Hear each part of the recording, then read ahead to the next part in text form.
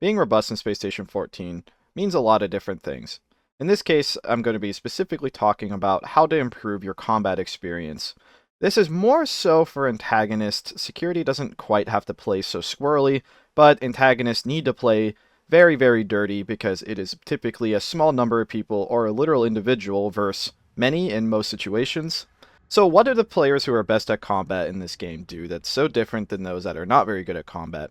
It's all about health management. Sure, having very intimate knowledge of all the different armor percentages in the game, the different gun damages, the different ways of slipping, map layout, sure. All those things are really, really important, but I can't just teach you how to memorize maps, for example, but I can very directly teach you how to manage your health better. What all good antagonists do in this game, that are at least all the good combat antagonists, there's definitely ways of being good at an antagonist that don't involve killing people, is again, very good health management. On the right side of your screen, if you're full health or near full health, you'll have the good indicator and it'll be green. If you take about 15 damage, so if each light bulb touch does about 5 burn, about 15 damage, you'll drop down to OK. And I'll just rescan myself to confirm that. I'm around 15 damage, I am at OK. We'll keep going, 20, 25, 30, 35, 40. At that point, we become poor, which is kind of interesting that's named poor, just as my opinion, because we're still not even half dead. So we'll go to about 50, 55, 60. And there's a very big distinction by hitting 60. I'm not actually quite 60 because I naturally healed a little bit of damage. As soon as I go over 60, you'll go to bad. This is the first big point that you never want to reach as an antagonist. As you can see, I am definitely slower than I was. I have nothing modifying my movement speed other than my health. Once you take 60 damage, just total, you will lose 20% of your movement speed. If you end up taking over 80 damage,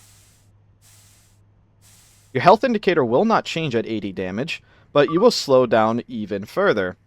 Which, at this point, you're so close to death that your slow speed is probably going to be what does you in the end. At about 90 damage, it'll be bad with an exclamation point and a skull. If you have taken any form of bleed damage from slashing or piercing, even a lot of blunt, you're most likely going to bleed to death before you can directly treat yourself, unless you understand how to use topical medicine. There are 5 commonly used topical medicines in the game. These 3 on the top I would call tier 1. They are bruise packs, roll of gauze, and ointment. The descriptions of these do, in general, help you figure out how to use them, but they don't actually tell you exactly what they heal. In order to acquire these medicines, you can print them out at a medical tech fab. Doctors will spawn with these on them, or you could just get them out of medkits, which cargo can order, or you could find around the stations randomly on salvages, or in the med bay themselves. Stealing from med is a very, very powerful strategy for any Syndicate agent, because you never know when you're going to have to get in a scuffle, or you just never know when damage is going to be coming your way. Mobs can literally spawn on top of you if you get unlucky. You might catch a rogue bullet. You might get shocked by something. Getting damaged randomly in this game is very common, and as an antagonist, you never want to be damaged. You want to be full health just in case something happens. You never know when your time has come. Anyways, a brute trauma kit has both bruise packs and gauze, but it doesn't have ointment. A normal first aid kit is definitely a Syndicate's best friend. It has all 3 of these, which will heal pretty much every combat damage you might remotely face, and then the burn treatment is just ointment, so it's a bit more specialized.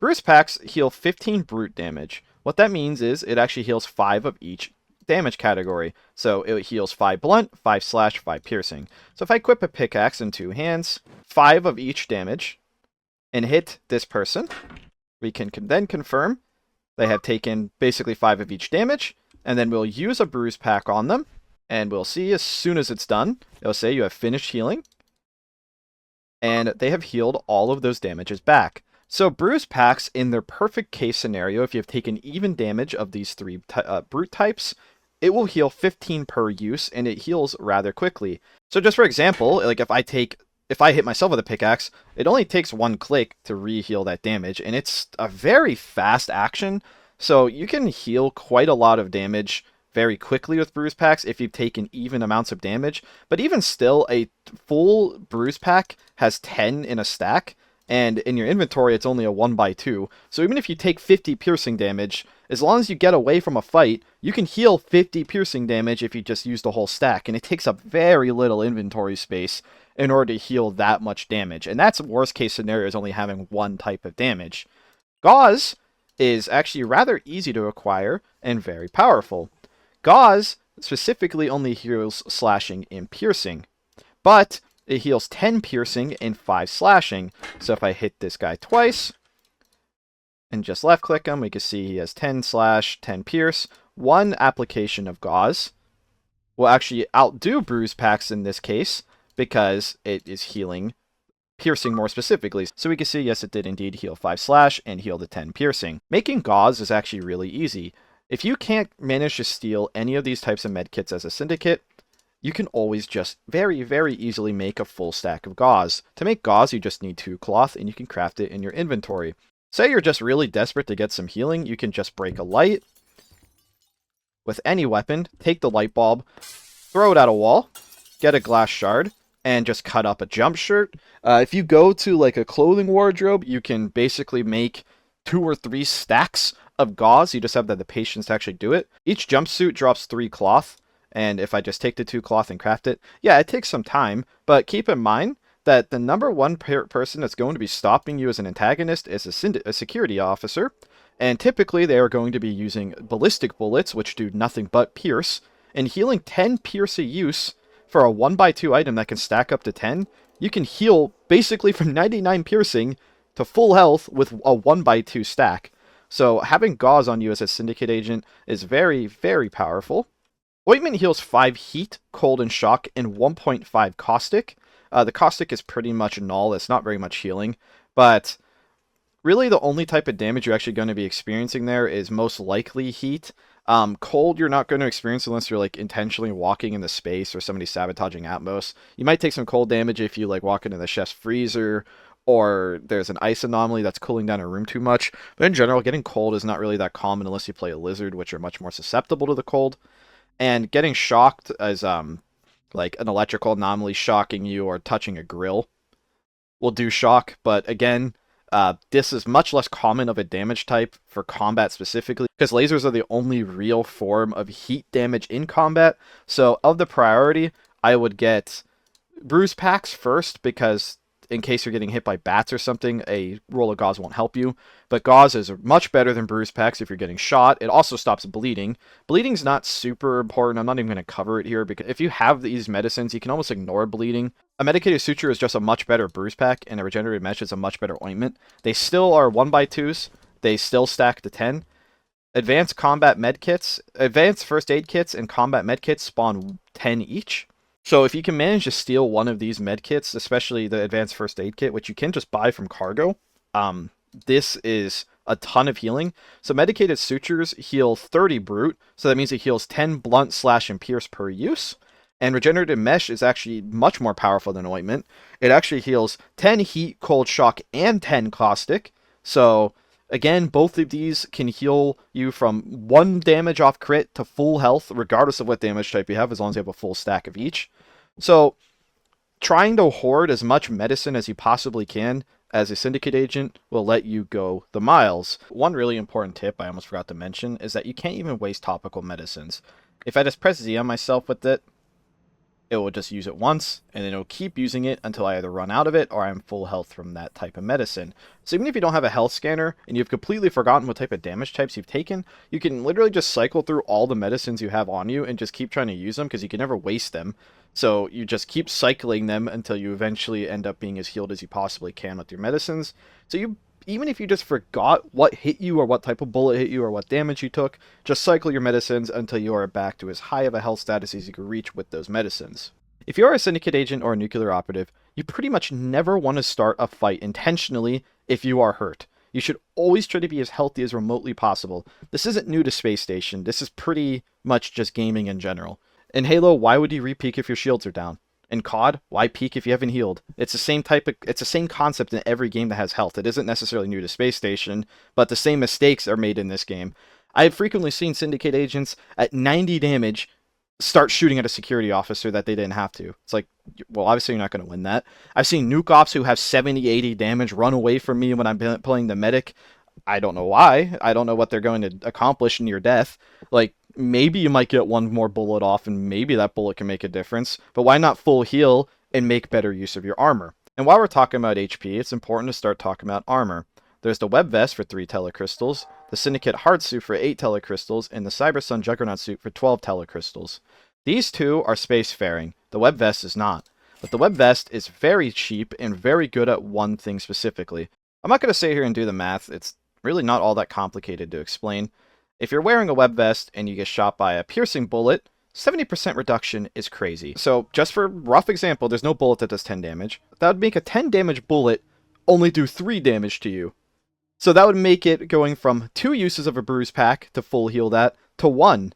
Or you would only have to, you could eat 3 bullets, for example, before you even need to use a Gauze in order to get the maximum healing out of a Gauze. Multiplying your HP through armor will make you significantly more successful in combat. The Web Vest is the literal best armor in the game that's actually acquirable for gunfights. Sure, you're not spacefaring, but it doesn't slow you in any way, which speed is the most important thing in this game for combat. If you wear it, especially if I'm wearing a black shirt, you basically can't even see it. It's there, it's a noticeable change. Honestly, the black jumpsuit itself would probably be more suspicious to people.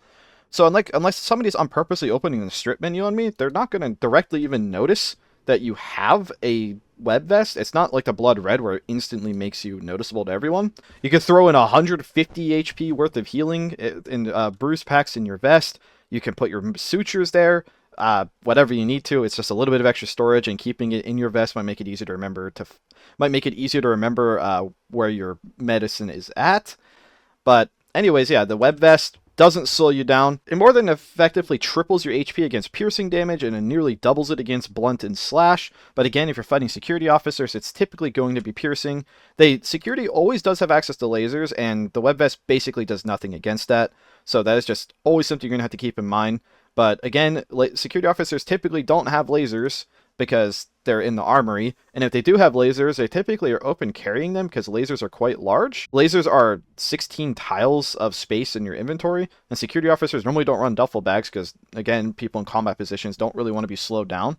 So that is just something worth considering. The armor that security officers default spawn with is also a lot worse than a Web Vest. It doesn't even give them double the effective HP against piercing, but they do spawn with the helmet, which makes it them a little bit tankier, but still not even close to as good as your Web Vest. Being tanky is also not that important in Space Station. You are pretty much always going to be shot with stun weapons or stun bullets, and it doesn't matter if you have 5 million HP or 5 HP if you get stunned. Really robust Syndicate operatives, if you see somebody looking like this, like a security officer, you don't get anywhere near them in melee range. The most scary thing they have is a stun baton, or they might have rubber bullets, but the further you are away from a security officer, the harder it is for them to stun you. You also typically want to have things like flash protection, whether that be sunglasses, a welding mask, a Syndicate mask, whatever. You want to have as many objects as possible on you to negate their ability to deal with you. So really the general gist of it is that they do have, every security officer will have a ranged and close range stun. Every tile you are further away and the more you are moving, the harder you are to hit. If you take 50 stamina damage, you'll be slowed immensely and it's probably over at that point. But there are also other options that you will frequently see used. You see Freedom Implanters, which just delete cuffs off of you, and EMP Implanters, which you can use to immediately destroy battery-based weapons. And again, if you are fighting somebody with a laser and you EMP them, they're out of ammo. You'll take away all their ammo, which for your Web Vest can really make up for the Web Vest's weakness, is by running an EMP implanter in a Web Vest. That's only a 6 telecrystal purchase. An EMP implanter gives you 3 charges. It will make it so you basically can't be stun batoned. It'll make it so that anyone who's close to you with a disabler won't be able to disable you, and anyone who's close to you with a laser won't be able to shoot you. So for 6 telecrystals, you take away most of security's good gadgets against you. However, you could still be shot by rubber bullets. Neither the armor nor the EMP implanter will help you against rubber bullets. The only thing that will help you against rubber bullets is an energy dagger or an energy sword, because they have a 25% chance of reflecting projectiles. That is pretty much your only real option against getting shot by rubber bullets in combat, is those 2 options. You could go all in on spending your money on something like a stim pack, which basically makes you unstunnable for 30 seconds, but I pretty much never see anyone who I would classify as extraordinarily good at combat in this game buy these. They just cost too much. Like, what are you going to buy, a Blood Red or 30 seconds of good combat? It's just, for even Nukies don't spend their TC on this. I've seen maybe one Nuki buy a stim pack during War Ops, and even then I just watched him get obliterated by rubber bullets and have their weapons stolen. I watched a Nuki with a stim pack just 2 days ago get hit by a pie, and they had their energy swords stolen before they even recovered, even with the stim pack. So I would just avoid purchasing these. These are kind of just so situational that even when the situation arises, there's probably other things you could have done to avoid getting stunned in the first place. So I'm not going to spend too much time talking about that. There are anti-stun chems in the game, as in stun recovery. There's ephedrine, meth. There's probably others. I don't remember them all off the top of my head. But again, they're just not that practical, because you would already have to have pre-injected yourself with a safe amount before running into stuns. So you're better off just with a Freedom Implanter or EMP Implanter if you want to guarantee a better chance at stun combat. Finally, things that the most robust of the robust do in this game is you abuse space. What does that mean? Well, a blood red is only 8 telecrystals. The armor of it is extraordinarily good. The armor of a blood red is 50% to everything, including explosive. It only slows you 10%. The helmet also provides an additional 10%, so that effectively pushes your effective HP against everything by a little over double. Also, you're going to need the helmet to stay spacefaring. There's pretty much no reason to ever not have the helmet on if you're in a blood red. It only costs 2 telecrystal to get a jetpack, and 8 telecrystals for a blood red hardsuit. That leaves you with 10 telecrystals left to buy weapons. The most common gun I see Syndicate operatives purchase, and probably the most common weapon, is the Cobra. It does 19 damage a shot. It has really good DPS. It shoots 4 bullets a second. It leaves no evidence behind. So the damage per second of the Cobra is actually 76 damage a second, and for a gun that is basically inaudible, leaves no evidence, it is really, really powerful for assassinating, and it has a lot of DPS for even good firefights. The DPS of guns in the game are actually all fairly similar, so buying the Cobra just gives you the most damage per shot, which is really important. No evidence left behind, and it's completely silent, makes it so people will spend less time trying to just chase after gunshots, which you do not want more attention typically as a Syndicate agent. Even if you're wearing a blood red, you typically don't want gunshots leading people directly to you. Anyways, the power of space. Always have some form of escape route. For example, I don't have access to this door, but if you stole external access at some point, or you made a hole in a wall, you can very easily just escape to space. What I like to do with jetpack movement is I like to swap my jetpack movement to my number 2 key. So the second I touch space, I just press number 2 and I'm fully mobile again. You can use your jetpack in your hand, which leaves you a full hand to do whatever you need to. You can still use guns in one hand without any accuracy penalty. Only the protokinetic accelerator and the L6 saw will run into issues with accuracy if you don't have 2 hands on them. But otherwise, I could use my Cobra in space, no problem. I could just drive-by shoot someone with pretty much perfect accuracy and just fly away. The only people who can actually come out here and do anything about you is going to be other people with jetpacks. But guess what? Their armor isn't going to be as good as yours. Security armor is pretty tanky, but they're going to be slower than you. And yes, movement speed in space is rather important. So you can basically take this time to kite anyone you want through space. People who don't have hard suits literally can't do anything about you. They can go outside, but then they're going to have to use a space pen to chase you. And they also have a jetpack. So having escape routes to space and having EVA capability to space is really, really strong. I am sure that every one of you by now has seen the Blood Red with the jetpack in space killing everyone. It is really, really, really difficult to stop someone in space like this. You pretty much have to kill them, because even if I were to get disabled right now, it's like, okay, well, let me drop my jetpack. I'll just keep drifting. How the hell do you put cuffs on me? The answer is you don't. You basically just have to kill anyone that's in space like this, and landing a ton of bullets to crit somebody in space is very difficult. So typically, Syndicate agents, when they want to heal, bringing up my earlier point from always stay healthy, will run into space, go somewhere like Solars. I mean, just look how dark it is out here. I'm completely pitch black here. The only thing that you would see me doing at this point is healing with the bar above my head, but you'd have to directly see me anyway. Obviously, I'm gasping because I don't have oxygen on, but just ignore that. But no one's going to see you full heal out here. And then you could just go back to space, enter the station through like an airlock, hack the airlock, blow it up, whatever you need to do. In summary, space is very, very, very powerful for Syndicate agents. The amount of people who can come out here to stop you is very limited. Finally, the last thing I'll talk about is no slips. I don't really need to go in detail. For only 2 telecrystals, you can fit this into pretty much any budget or any build, and if you put them on, the shoes are chameleon, you can make them look whatever you want. At this point, something as simple as a cup of coffee becomes a very powerful tool for combat.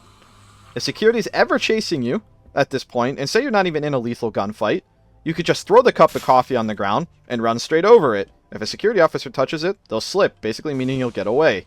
If there's messes on the station, you don't have to think about it. Wearing these shoes is really nice because you no longer even have to ever think about slipping. See a bar of soap? Don't even think about it. Just run over it. You see lube hallway? Well, you're probably one of the few people that can run straight through it. You can't even walk through lube. So having, again, this cycles back to movement speed. Wearing no slips lets you sprint at full speed at all times without ever having to think about it, which, again, very important for hit and runs or just moving around the station or doing whatever you have to do. In conclusion, I do realize this is a bit ranty. It's kind of hard to talk about this stuff without being a bit ranty. I mean, I'm basically explaining how to play better in a sandbox RPG game, but I know a lot of you are just wanting to improve at combat. It isn't fun being a Syndicate agent and getting caught instantly and losing your entire round because you just didn't know what to do. So this gives you some ideas of how to improve your Syndicate gameplay. I mean, for example, I'm on a Mega Station. There's a free burn treatment kit here. That's 100 heat damage of healing right there and just 4 inventory squares. Just knowing how to even find stuff like this can increase your survivability as a Syndicate tenfold, just being able to heal some damage. It's incredible how much just knowing a few things about the game can make you basically uncatchable to security. Obviously, again, this is not the be-all, end-all guide of being robust. I will show you a very recent example I had as a Nuki where if I didn't follow my own principle of always stay full health, I would have died and probably cost my team the entire round. But due to the fact that I was full health, I was able to basically face tank a shotgun from somebody I didn't notice even coming up behind me because I was full health and I also had an energy sword, which again was actually for rubber bullets, but it deflects any projectile by 25%. So I will basically end the video with that clip to just give you a perfect live example of just why staying full health is very, very important. Ow. Let's heal up first. Oh, fuck.